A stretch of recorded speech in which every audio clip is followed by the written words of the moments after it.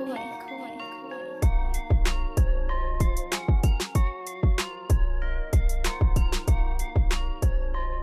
Monday, everybody, and welcome into another episode of the PHNX Suns podcast. I'm Lindsay, that's Saul, that's Espo, and of course, as a reminder, as we mentioned last week, Gerald is off this week, so he will be rejoining us next week, just so everyone knows. Let's not overpromise and underdeliver. You're gone then. Gerald comes back, and then I'm leaving.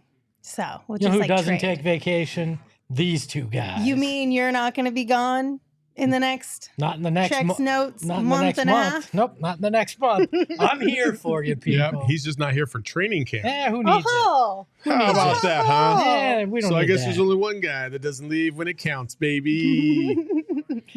Let's not get into that. I mean, we could literally have this pissing contest for an entire hour if we wanted to, but I don't think that we should. Probably wouldn't make for great content. No. But welcome in, everybody. We hope you had a fantastic weekend. You know who had a great weekend?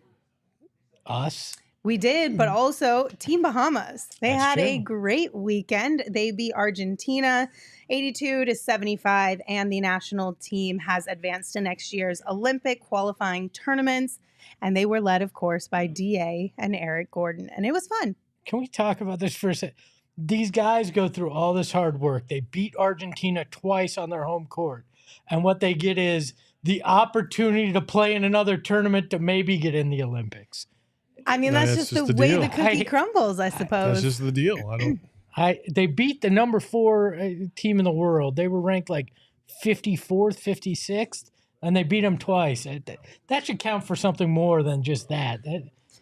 I mean, I get what you're saying, but it is what it is. I get it. That's the setup. I don't know. And they're proud to get their country you. to this step. And hopefully they go out there and they perform well next year. Because this was a fun story to watch, and seeing how excited they were to win that tournament, to know that they punched their ticket, to know that they did their home country proud, or their country that they have roots in proud, I think was a lot of fun to watch with these guys. Absolutely. And it was a lot of fun to watch Eric Gordon and DeAndre and within these games as well. And we'll take a look at their stats from Sunday night's matchup. Eric Gordon, of course, had a phenomenal night. 27 points, I believe, is what he finished with, a team high.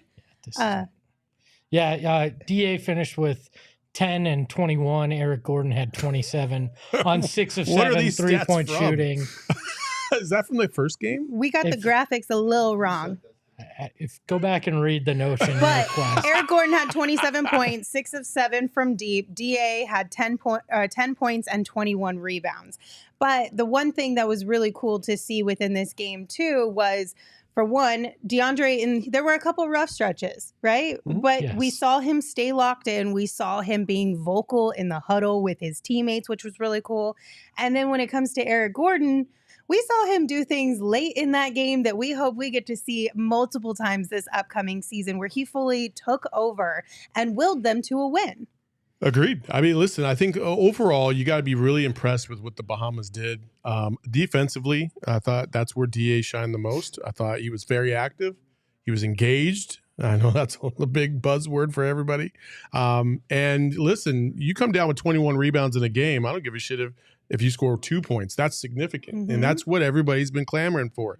Can he be that dominant guy on the glass? Can he be a defensive stalwart to anchor your defense the same kind of way he did in the 2021 finals run? And that's what we sorely missed last year. And I think if he can bounce back and do that again this season, hey, that's a big thing. That's huge. Sorry, Chad, I don't know how to read. I told you it wasn't me. Anyways, look, I agree with you. I think people have to accept that there will be some ebbs and flows in games with DeAndre Ayton. Yeah. The game previous to the closeout game, he had 9 points, 8 rebounds. Like, you gotta. He didn't play as many minutes though in that game either. I think he played 22. But I think you have to understand that may be part of this, and that you just kind of have to accept some games will be like that. But on a team like the Suns, especially offensively, you can afford that this year. Mm-hmm. You've got a big three. You've got a bench that could be potent offensively. as long as you said, Saul, he's locked in on the defense and he can rebound, I think that's what you're going to need out of him. And some of these games that ebb and flow have to be all right. So Can we just acknowledge it real quick?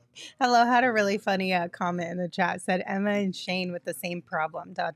Shane's dyslexic too? I didn't know. Just reading's No, hard. I'm not dyslexic. I just don't pay attention, I guess. Yeah, that's all. It's just a little tough. I read the first sentence of what Espo sent me. I'm like, okay, good, I got it. Can we get this graphic? Yes, you can. Yes, absolutely. And then the two of them are going to come to training camp having played in multiple games now together, and they were putting in the work. Like there were no nights off, it felt like, for the two of them as far as the hustle goes. They're going to come into training camp in really good shape, already having had found some of their legs for the upcoming season. I know it's a solid month break between now and then, but still. And then, of course, the thing that we continue to talk about with these two throughout this was the chemistry. They've gotten to know each other well. They've gotten to play with each other, find both chemistry on and off the court, which is going to be important for them because we'll probably see Eric Gordon a lot late in some of these games this upcoming season. And that leads us to our next question of who you guys think is going to be the biggest key for the Suns winning a title outside of the big three. Now, we're also going to extend this to outside of the big four and include DeAndre in, because I think it's safe to say that outside of the big three, we're all going to lean majority of the time towards DA as being one of the biggest keys to this team's success this upcoming season. So outside of DeAndre Ayton, who do you guys think is going to be a very important factor? I'll let you go first. Honestly, if you even included DeAndre Ayton, I'd go with this individual over DA, and I think it's Eric Gordon. Okay. What we saw, with him on the Bahamas is very much what we've come to expect from Eric Gordon, hitting big threes, hitting them from a long distance out, and being able to do that. But what we also saw in this tournament was Eric Gordon ain't done athletically. He had some big dunks. He had a step on some of these guys. I think there's an opportunity for him to showcase that again this year.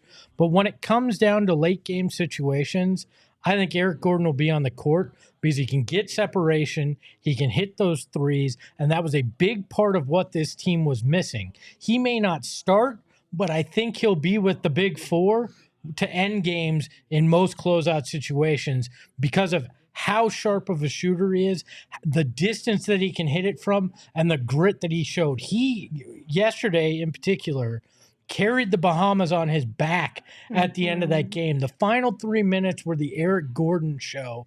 He hit 3 straight threes to seal that lead for him. I think this guy can come in, be very much what they were missing last year, and surprise a lot of people who assumed because he was, out in Siberia in Houston, not playing much with that bad team, and then got, some minutes with the Clippers last year. I think he's going to surprise a lot of people how good he is and what he's able to do for the Suns team. My only hesitation of saying Eric Gordon is just because that's a really small lineup. If you have Booker, Beal, and Gordon, and then obviously KD and DA would help offset that to a certain degree, obviously. But I would be afraid of, a big or small forward trying to take advantage of, Booker or Beal or something like that. So, but I do largely agree. I think Espo was on point with Eric Gordon. I'm going to go a different way. Okay. I'm going to go with KBD. Yes. And the reason why is because I think this team is not going to have many issues scoring, and defensively, you need some dogs on that side. And Josh Okogie can only do so much, and we saw that. His length can only take him so far. And I think when you have somebody like KBD, who's also versatile, has a little bit more length, a little bit more height, a little bit more girth, I think he's going to be a big time difference maker on the defensive side of the ball. And I think that's where Frank Vogel is going to utilize him the most and take advantage of his skill sets. And so I think Eric Gordon is obviously he's going to be a major key to this team for sure. But I didn't want to go with AG, so I went the more difficult route and I went with KBD because I think he's going to be equally as important on the defensive end as Eric Gordon would be on the offensive. I agree defensively. My concern with KBD is last year was a bit of a mirage from a three-point standpoint. And what's going to happen is, I think, just like we saw last year in the playoffs, there's going to be guys open in those corners, and if they can't hit those threes late in games, that's going to be the downfall of this team. And Eric Gordon has consistently throughout his career been able to hit those. He shot 65% from deep in this tournament. I think that at times that's why you'll lean more towards Eric Gordon, because if you're not converting those wide open shots, it's going to hurt you like it did in the playoffs last year. But I understand the defensive side of it too. But I would say, to counteract that, we can go all day with this. We should. To counteract that is, when you're talking about those guys that were open in the corner, you're also talking about a guy in Chris Paul that was not able to get to his spots as easily as he once was able to, right? Game 2, it was good Chris Paul. Like, you saw him get into that flow, and it looked like, okay, we could win this game, and then he got injured in typical Chris Paul fashion, right? So I think with Bradley Beal, you're not necessarily dealing with that animal anymore. You're looking, you got 3 legitimate dudes that can do whatever they want on the court at any given point in time. So the corner doesn't become as prevalent in those moments. And now, when you start to get to the bench and rotations and stuff like that, things change, obviously. But do you think Vogel's going to play to the opponent like Monty did? No. Or force his own will? Because I think that could depend on some of this too, is what way does Vogel want to lean late in games? And you're probably right. It's probably somewhat the defensive end, because that's what he knows the best. But we don't know his tendencies. Does he ride the hot hand a lot too? Could Eric Gordon force the issue because he's shooting so well from deep? These are things that we're going to have to learn what Vogel's tendencies are in those situations. Sure, we could look at the past, but you really won't know till he has this Suns lineup what he's going to do. Well, listen, I think they're both really good options. Eric Gordon, of course, talking more specifically like those late game type of situations down the stretch. To your point with KBD, he did shoot 39.4% from deep last season. Career regular season, 33.9%. So like you said, it was a big jump. We'll see if that continues this season or not. But I think the fact that we've got KBD and Josh Okogie seemingly fighting it out for that 5th starter spot, that maybe because more pressure is being added on them, their impact could potentially be a little bit greater than Eric Gordon's. But okay, sleeper, because I agree with you that those are the top 2, right? But sleeper, Josh Okogie. If Josh Okogie can consistently find a 3-point shot this season. If he can be a what? Knockdown 3-point shooter, Josh Okogie. There you go. Thank you, Shane. There you go, Shane. If Josh Okogie can become consistent enough, especially with those open corner threes that he's going to see a lot of, there could be a really tough competition between him and KBD for that 5th spot. We've already talked about it a lot. And I'm not saying that it'll be easy. He's got a lot of work to do. Maybe he did a lot of it this summer. I don't know. But I think it's a sleeper pick. I could see that, because for the same reason Saul was saying, the defensive side of things is going to be important. And again, that's where Frank Vogel tends to lean. But he does have to consistently hit those shots. Just like my concern with KBD is, that's my concern with Josh Okogie too. Sure, we saw it at times, but can you put it together for this entire season? And can you be that consistent person? I still think Josh Okogie is probably in the starting lineup. He's probably the 5th starter. To start. But I don't know. Maybe to start. I don't know to finish the season. I don't know. To start the season, I think I lean that way. But that's the exciting part, that we've got a couple different guys who will make it competitive with one another. You're going to have to put in the work if you want to get the nod. I know you think it's KBD. I know you've been on that. I just can't see how they would be like, oh yeah, let's roll with Josh Okogie out there. And it doesn't make sense to me. Why would they do that? I think Gerald's argument that he's made on the show before, though, with this makes a lot of sense. You can't have Josh Okogie and Jordan Goodwin as your two guys coming off the bench, because both of them at times can't shoot. So KBD with Jordan Goodwin probably makes more sense.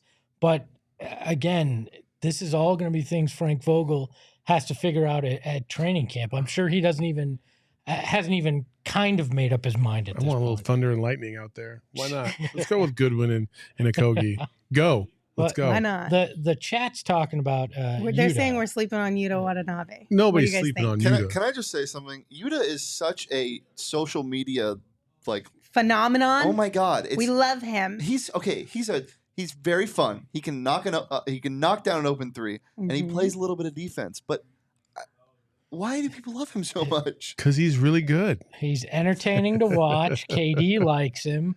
He can play a little defense. He hits threes. What isn't to like? This is the era of what are you asking for? Reasons why we love Yuta? 4 points a game. He's a social media sweetheart. Like, he's fine. The chat's gonna explode. They're on me for gonna be that. so mad at you right yeah. now. He was an Atlantic 10 Defensive Player of the Year. Now we're talking. All right. Those are the type of stats I love. Mid-majors get Shane excited, so... I don't know. But I will say, I think there are, when you go and you look at all the different articles that have been written and the discussions that have been had about a lot of the guys that the Suns have picked up this offseason, there's a lot of times where the word underrated gets thrown around. And I really enjoy that. Like, I think you could say that about at least 3 or 4, maybe even 5 if you wanted to, about the pickups that the Suns made this offseason, not named the Big Four, that a lot of them are underrated for what they actually bring, especially for the price tag that it took to get them here. I think that's fair, but I think we also have to be realistic and say they did take some swings. Yuta being part of that. I mean, he is a guy that has a lot of potential, has shown flashes, but can he put it together and be a true full rotational guy? KBD, is his three-point shooting what we saw last year or what we've seen before? Drew Eubanks, does he come in and is he this ultra-aggressive big that you need to fill the hole that Jock left? And could he be better than that? And how does he stand up defensively? Like, a lot of these guys, even Eric Gordon, does Father Time catch up to him with as many games as they're going to have to play if they make the finals? All sorts of question marks. There's a reason these guys didn't get $15-20 million a year deals out But of a the couple gate. of them could have. Not that much. Maybe not 15, but a couple of yeah, them could have got more could than have what they gotten got more. here at the Suns. Yeah, I agree with that. I think that's the case. But there still are some question marks, even though I do think a lot of these guys are underrated. They've got to prove it this year. Yes. I don't know. I hear what Espo's saying, but I don't know. I feel like I'm a lot more optimistic than that. I feel like they're going to be who they've grown to be, right? Instead of like, oh, well, they've never proved it. Last year's the first time. Well, I think if you look at KBD, he's had a gradual progression. And so it's not the greatest percentages by any means, but it has gotten better over time. And even Pop acknowledged that he finally got to a point where he can find some years in this league if he's good with it. Because at first he wasn't looking so hot. He wasn't looking like he was going to stay on an NBA roster for a long period of time. So Yuta is the one that I think everybody's intrigued by because, let's be honest, a lot of you didn't even fucking watch a lot of Brooklyn Nets basketball games until you found out Yuta might come. Then they went to go look at the highlights, and the highlights sold them all, right? Now but they if you think watch he's a Yuta. if you Oh watch, my God. this fucking guy. Espo, you know what your punishment is? You have to sing this. Listen. Yeah, you should sing it. Sing it, Espo. Sing Brian's comment in the chat. I'll tell you Espo. what I want. I can't do it. I want him singing the actual song. Sorry. Go ahead. Anyway, so then, but like in a full season, we're gonna see what Yuta's all about, and Yes. I'm excited because Brooklyn Nets fans and Brooklyn Nets peeps that have been watching him day after day, they keep repeating the same thing. Like, he's very underrated. So for whatever reason, coaching staffs didn't use him as much as they could have.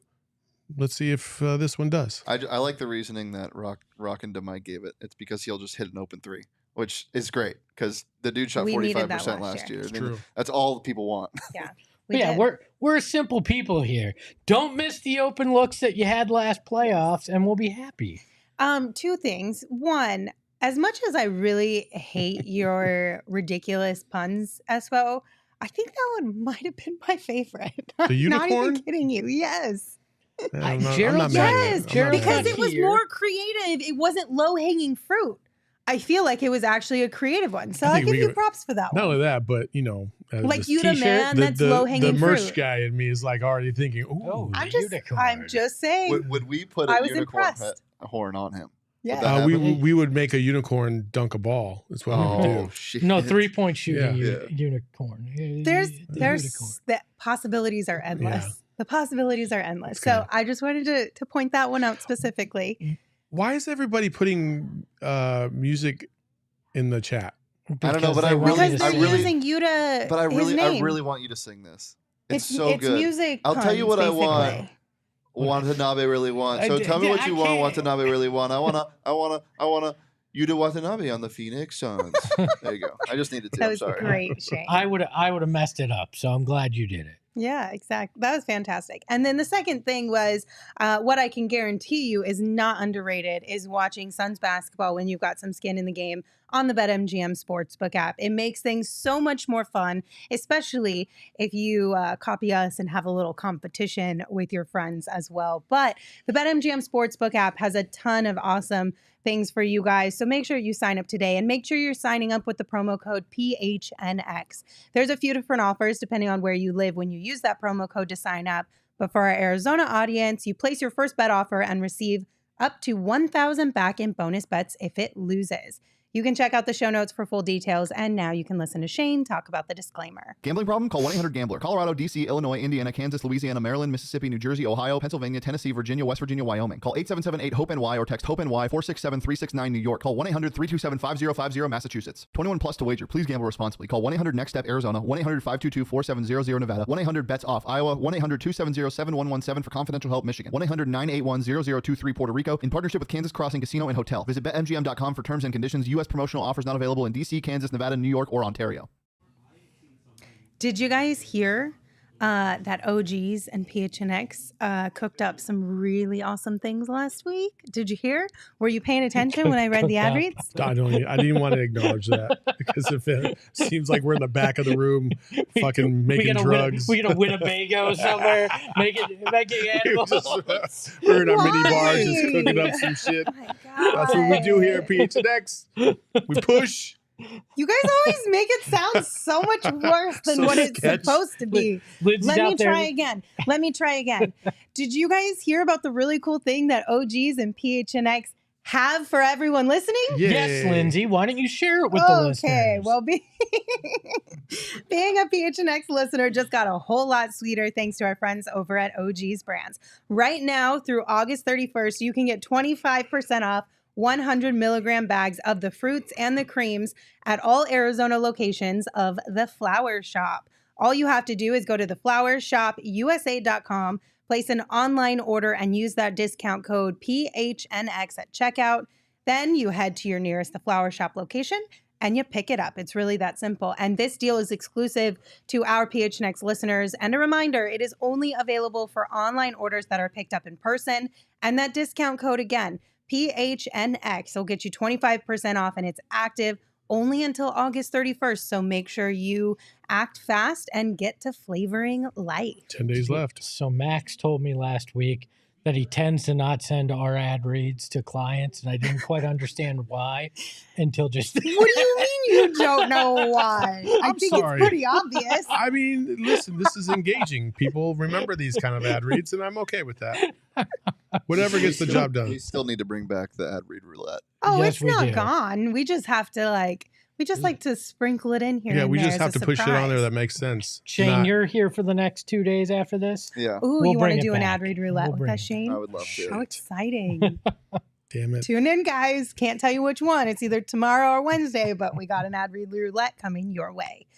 We did get a super chat from Brian. Thank you so much. Said, Shane, you dropped this with a crown emoji. # new Riz King. Hey, they're taking Well, that. Shane sang the song and you didn't.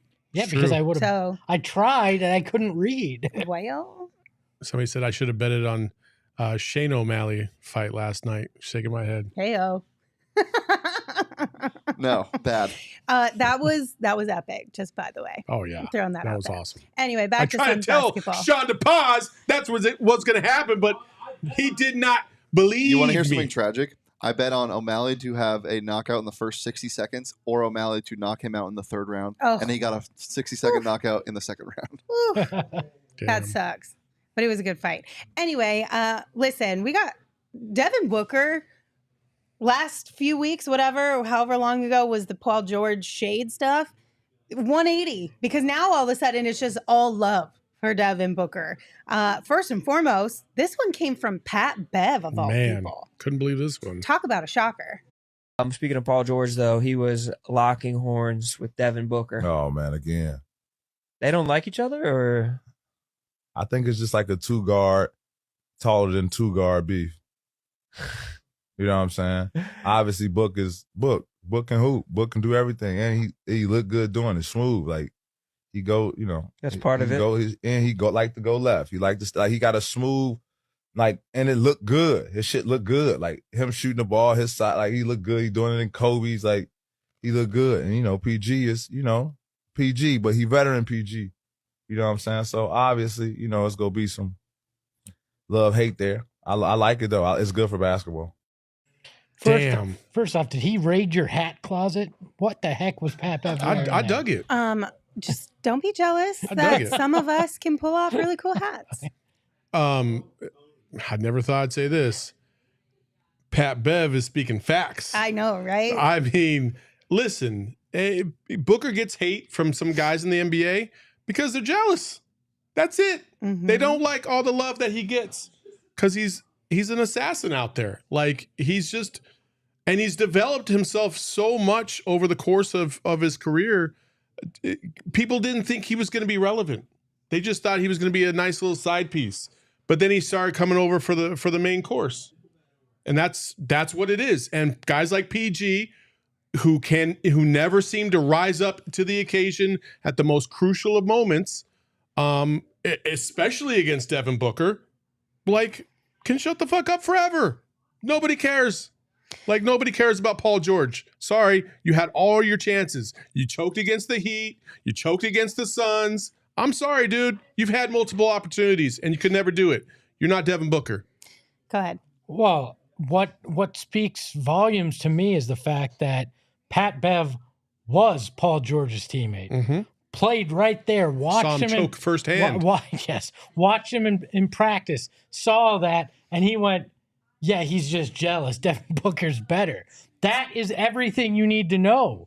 That simply is Pat Bev saying, I've seen that guy, firsthand, and I am not impressed. I've watched Devin Booker as a competitor, and I'm fully bought in. That speaks volumes as to how well respected Devin Booker is.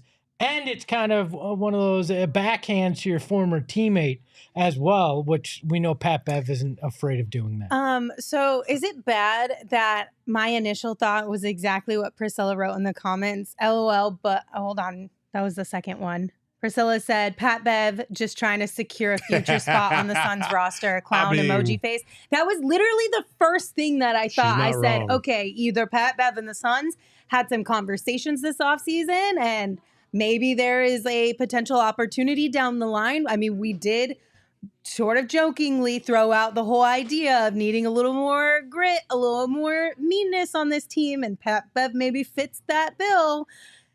But that's exactly where my head went. I said, okay, Pat Bev, you make your case on how you can somehow wind up on this Suns team with Devin Booker.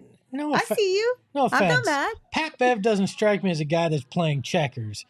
Playing chess. He strikes me as a guy that's playing checkers in a lot of things. He lets his emotions get the better part of him. I feel like this was just a genuine answer because he feels something about playoff P there and not being able to get it done when it comes to Paul George. And he obviously has a respect for Devin Booker, probably because Book cooked his ass multiple times. So. I mean, Pat Bev is winning that checkers game, though. Cooked. Yes. Yeah. I don't know. Like, this one just surprised me, but I'm not going to pretend that I pay a lot of attention to everything that Pat Bev says. But I feel like when I do see Pat Bev speaking, he's usually throwing shade at people or talking trash, which is totally fine. I'm not mad at it. It was just very surprising to me to see Pat Bev give Devin Booker flowers. It threw me for a loop. I mean, I get because of the individual, but this is, as we've said, Devin Booker is your favorite player's favorite player. Like, I don't think there's ever been a doubt that there's a great amount of respect from players towards Devin Booker and his game. I think it was always the national media and everything. And sure, Paul George threw some shade, but I think we always felt like, yeah, that guy was just jealous. There's a couple guys, though, that you could say have never given Devin the respect that he deserves. And it's one thing to have that. It's another thing to say it out loud. Yeah, and it's the same guys that just, they have this weird, like, thing against Devin. I've heard the same thing about Steph Curry. Like, the same guys that are always, like, against those guys. I'm just saying it. And it's just true. Like, I've been around you long enough that I finally know what you're saying. So. Tag team light skin, baby.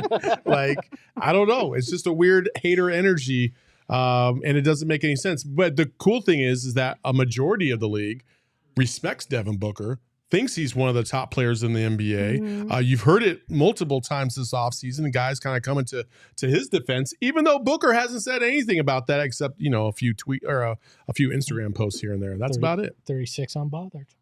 Yeah. You know that's not what that was for, right? No, I know. Wasn't it about golf? Yeah. It was a golf. Supposedly, anyway. Yeah, but okay. You Was can say that, but was it? Devin Booker is the king of, that didn't mean what it meant. Like, kind of wink, wink, you know, like, yeah. Hey, sometimes you just want to play 2 rounds of golf. Maybe. 36 unbothered. Listen, Brian's Sometimes you just want on. to tweet something and be like, no, it's not what I meant. I live in Phoenix, but that's not what I meant. I was just in the salon. Brian is on a roll in the chat today. Brian said, Pat Bev redemption arc is crazy, LMAO. The camera moment with the refs made him goated in my book. I will say that was one of the best ways to complain about a call to the refs I've ever seen in my entire life. Like, had that been anybody else, that would have been an elite status moment. It's just that Pat Bev's Pat Bev, so It's a hell of he a always troll. gets a little bit of hate no matter what he does. But that was fantastic. I will not hear otherwise. Anyway, more love for Devin Booker. This one came from his former teammate, Chris Paul. What is one thing that makes each of these players so special? Devin Booker, DeAndre Jordan, and LeBron. Book, I think it's his, not just his ability to play basketball, but like who he is as a person. Okay. You know what I mean? Like, a lot of times you guys get a chance to see the athlete, the basketball player, but I mean, to know these people personally, to know him and how he is with his family, and you know, And his dogs. Oh my God, his dogs are so cute. his dog Haven, his brother Davon, but especially his sister Maya, who is like my whole heart. You know what I'm saying? Yeah. Like, she is the most beautiful girl you'll ever see in your life, with the kindest and most beautiful heart. And to see him in those moments with her, with his family, is what made, I think, me and Book so tight, not the basketball.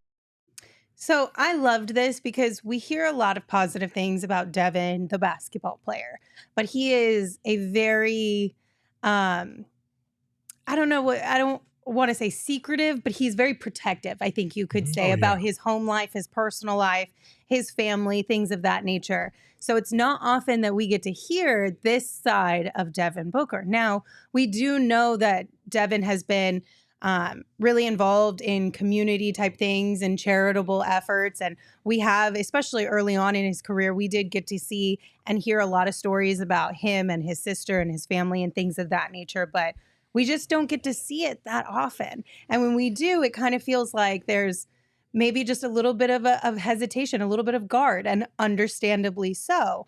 But to see something like this from Chris Paul, who's not even Devin Booker's teammate anymore, the thing that makes him special, and he took it away from basketball and talked about who he is as a person.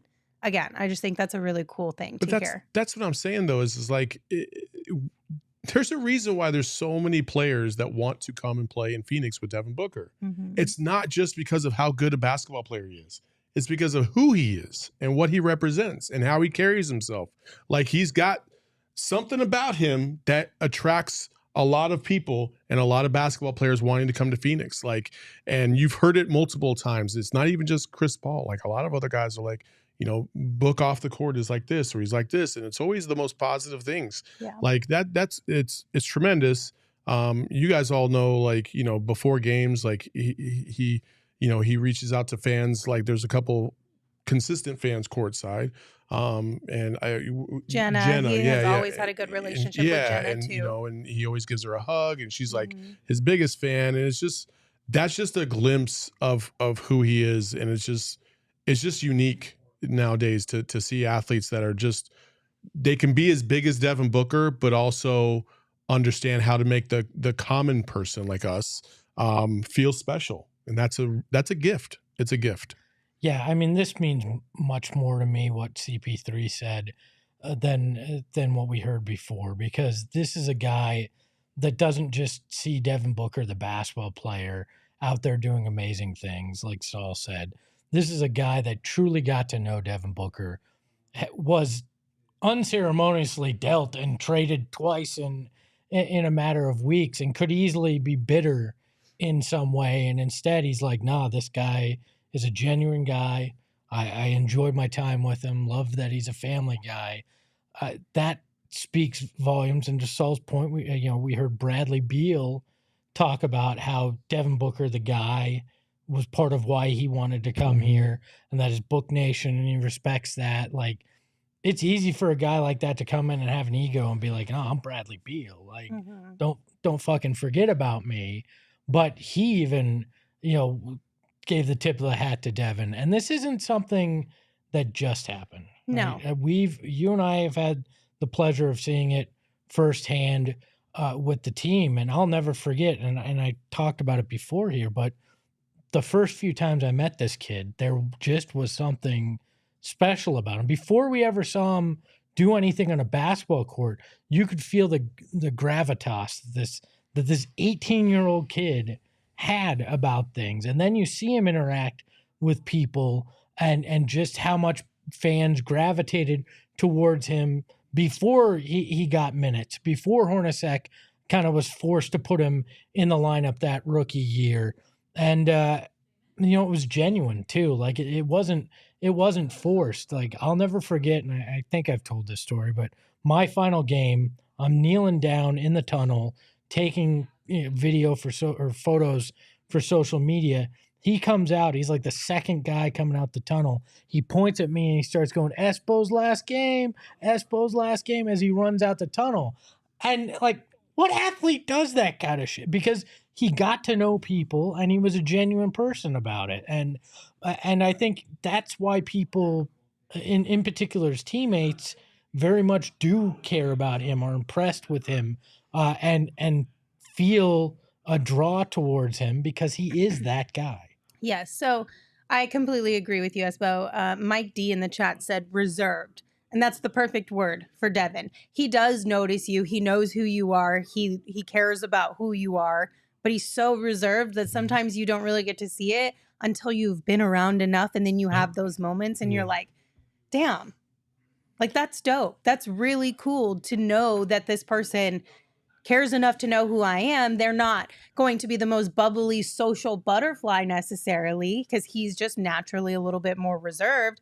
But they're paying attention. They have compassion. They have empathy. They have understanding what you do in your job and things of that sort. And again, we don't get to see it that often, but it is cool when we get to hear about it, especially from somebody like Chris Paul, who that those two were probably tied as hell when they were both playing on the Suns. Well, yeah, and like Saul said, he was the reason, Book was the reason CP3 came here, took that leap to go, you know what, this may be my final best shot, before things end, and I want to go spend it with Devin Booker in Phoenix, which at the time sounded asinine to everybody. Like, it's cool that in early August, we got drama around Book, but now we're finally getting to see some other sides, and we're getting love for Devin Booker. We love that for him. Listen, another thing that we love for all of us Circle K! But not just Circle K, Saul. Circle K's Inner Circle That's right. I downloaded that thing over the You weekend. can be part of Circle K's Inner Circle. And this is a new free membership program. And it's got a lot of cool perks, right? So you download the app, you sign up, all that stuff. You save 25 cents per gallon on your first 5 fill-ups. Damn. You get every 6th free on a selection of Circle K products. So like pizza, coffee, ice cold fountain drinks. Damn. Like, why wouldn't you become Sully, you wanna go Circle back to K's Vegas? Inner Yeah, let's Circle do it. front? Like, this is perfect. And I bet you $20 they're going to have little coupons within there every couple months, every few weeks, because that's just what Circle K does. And you're going to end up getting a lot of goodies, all just for downloading an app. It's super simple. So join Inner Circle for free by downloading the Circle K app today. Terms and conditions do apply. At participating locations, visit circlek.com for details. Look at Circle K just stepping up their game. It's like I having a love to best see friend it. in your pocket. which Exactly. Sounds awful. As now if that I Circle just K said wasn't that. already our best friends, now they're on a whole nother level. Listen, this one is an important one, so listen up. We're talking about America's #1 ready-to-eat meal kit, Factor meal kits. They are phenomenal, and they can help you fuel up fast with flavorful and nutritious ready-to-eat meals delivered straight to your door. That's right. You'll save time, you'll eat well, you'll stay on track, reaching your goals. You're so good. Big fan of the Factor meal kits, specifically the shakes, like their smoothie shakes were by far my favorite thing because one, you get them delivered to your door, so I didn't have to leave the house. Already A+ in my book, but they're so easy to just grab and go, and they're actually good. Really good. Like Yeah, really really good. I had mac and cheese that they sent me the other day, like with roasted peppers. Ooh. Oh my God. 10 out of 10. Ooh, Oh. that sounds bomb. And the best thing about Factor is that they have a bunch of different options. So no matter what you're looking to do, or if you have dietary restrictions or whatever kind of lifestyle journey you are on, we're talking keto, calorie smart, vegan, veggie, protein plus. They've got a bunch of different options that you guys can choose from. And they are fresh, never frozen meals, and they're ready in just 2 minutes. So all you have to do is heat it up and enjoy. Yeah, my wife's gluten-free. She has celiac disease.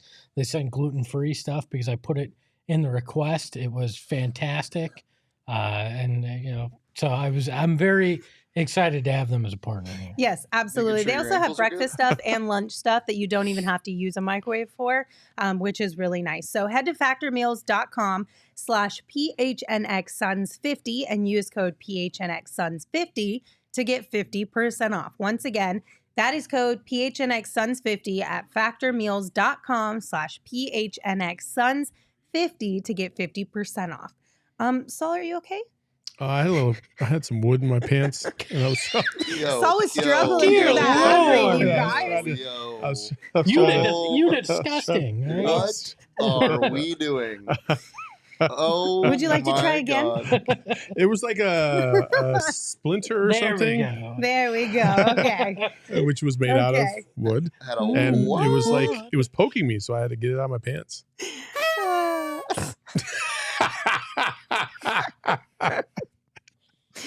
All right, moving on.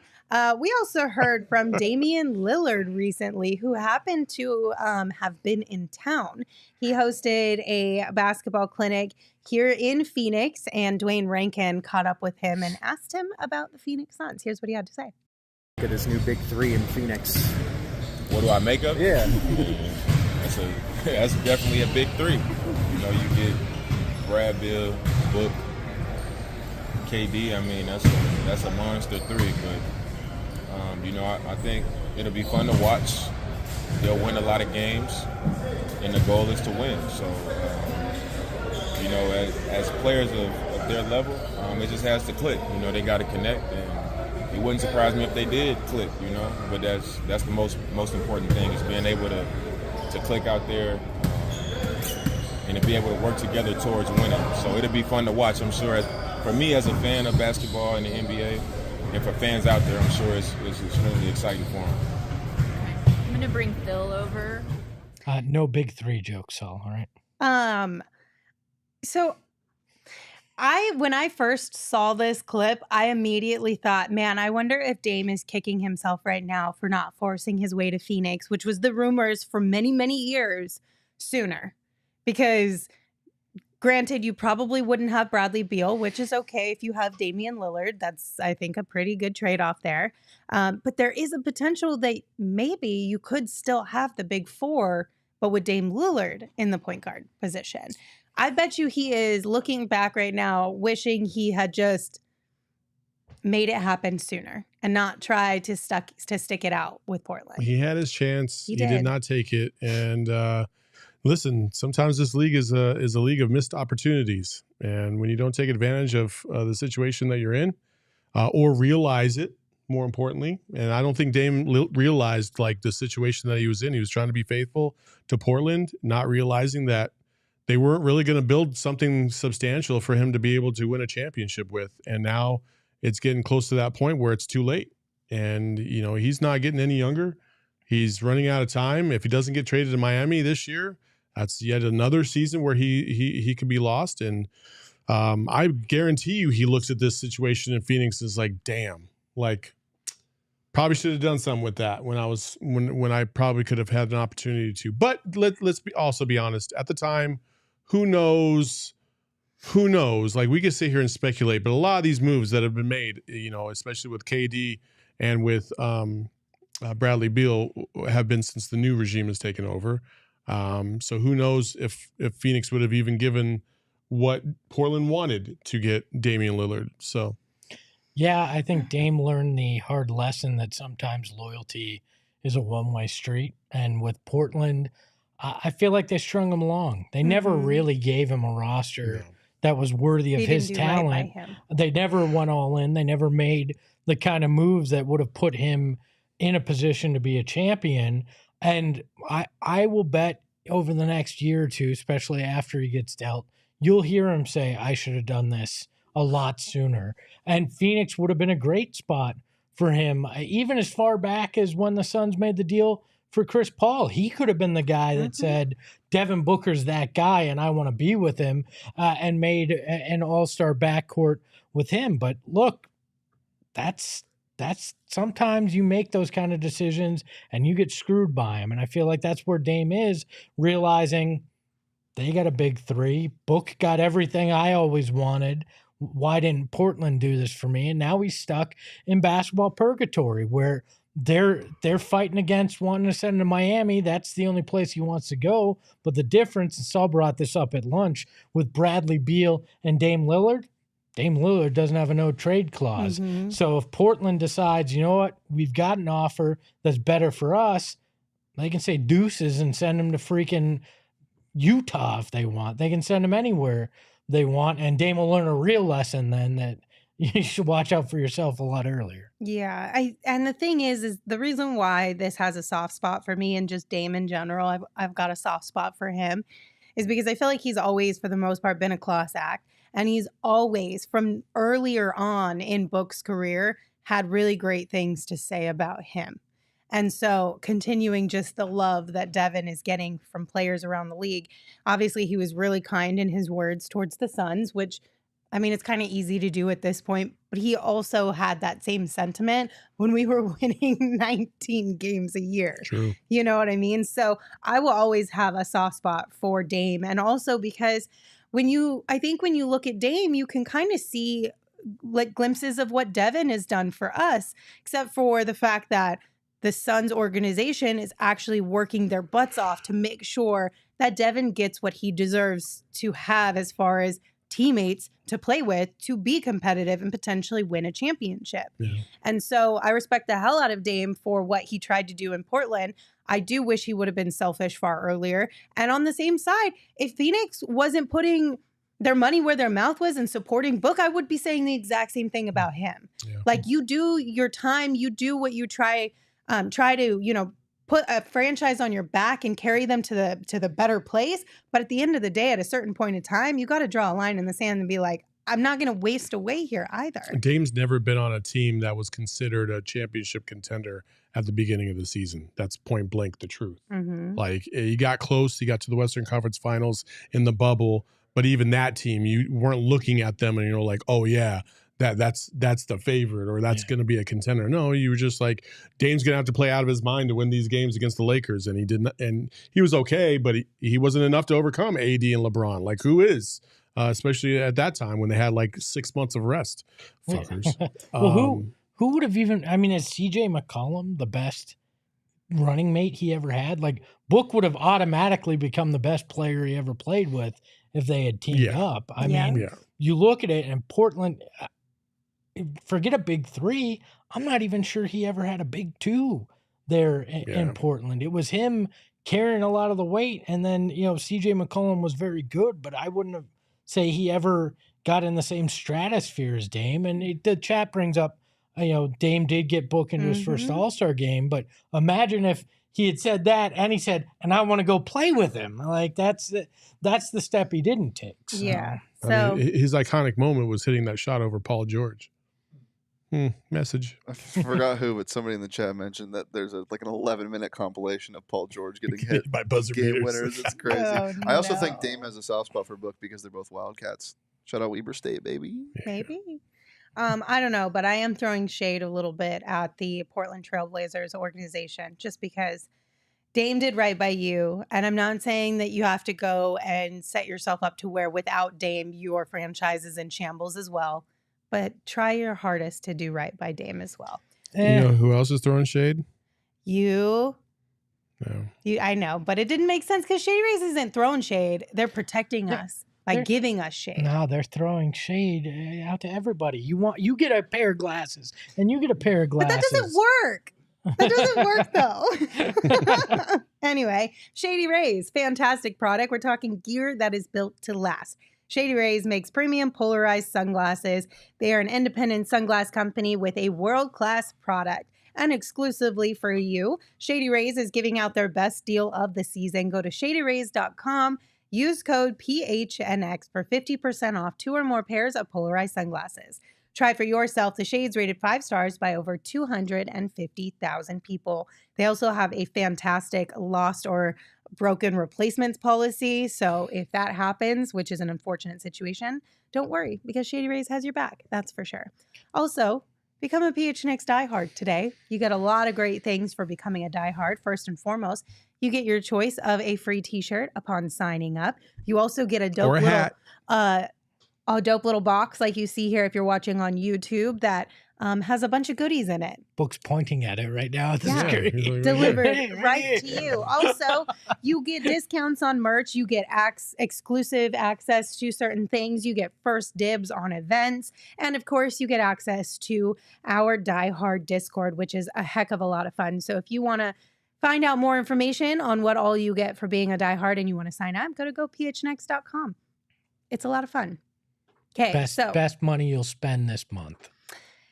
I have something special for you guys. Off the top of the show, we did have quite a few people asking us how Saul's barbecue was. So if you were watching anytime last week, you heard that Saul was making barbecue for all of us last Friday evening.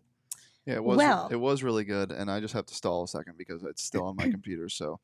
Well, let me tell you. I know that when we ranked barbecue on Friday, I heard about this a lot of people were questioning our decisions, Espo. Well, rightfully so. You put Saul's meat as sus, so you did that. No, you and Emma set that up. I said it's elite. You tried to put Saul's barbecue in the same category as bologna and hot dogs, sir. No, I at least thought to have Saul's be reserved in his own separate category. You said sus. I said elite. Do not try to say that you tried to put bologna in the same category. I have been praising Saul's meat for months now, and none of you believed it till you got it in your own mouths. Anyway, all I'm saying is I know a lot of people were concerned about my rating/ranking of barbecue, so you don't have to take my word for it. Here are the reviews of others. How was it? The best ribs and barbecue I've ever had. I don't lie when it comes to Saul's meat. It's good. How is it? This is my second plate and it's better. 10 out of 10. How was it? Oh, it's the best barbecue I've had in my entire life, and I'm not even lying about that. Lindsay, I've been waiting all day to get my hands on Saul's meat, and I finally was able to do it. It's a great party and a great time, and he's a great host. What's the rating, Emma? 12 out of 10, Saul's meat, chef's kiss. I don't even know how to follow what just came before me. I really don't want to talk about putting Saul's meats in my mouth, but I guess I just did. How is it? So clearly, the barbecue that Saul made for all of us was absolutely phenomenal, and it made for some fantastic puns that, of course, everybody here took full advantage of. Oh my gosh. It was fun. It was fun. I appreciate everybody coming over, hanging out. It's a labor of love to cook for everybody. And I probably will never do it again, but it was good. It was good. It was I can, without a single shred of doubt, say that it was 110% better than the barbecue in Las Vegas that we had. She admitted it. It was a pretty low bar to clear. Hey, I didn't mind that place. I know you didn't, Shane. That's okay. I'm a simple man. Yeah. But I will say this. I feel Lindsay's genuineness, because at the end of the night, I got a hug from Lindsay, and it wasn't one of those side hugs. It was a full-on fledged hug, and I appreciate it. Well, listen, I feel like if anything deserves a hug, it's if you cook a really delicious meal for somebody, then you deserve a hug. That's love. And with that, we'll say goodbye, because we don't need it to get too sappy in here, but we appreciate all of you guys for joining us on this Monday afternoon. We'll be here every single day this week, so plan to come hang out. Until then, you can follow me on Twitter at Lindsay Smith AZ. I'm not even reading what's ever in the comments. I'm just going to power through this. You can follow Saul at Saul_Bookman. And of course, you can follow Espo at Espo. Take us home. Saul Bookman, the Wilt Chamberlain of barbecued meat. Ahoy, ahoy. Hey, yo, my lifestyle is retro. Tell the Phoenix Metro. Megas in control and he ain't never gonna let go. PHNX though, Lindsay, Gerald, Espo. Saul pass the ball, we here to turn up the tempo. Got to understand me, I'll always rep the family. Rally in the valley like Dan G, no plan B. Always on the job, my team move like the mob. Turn the beat on, I throw it down like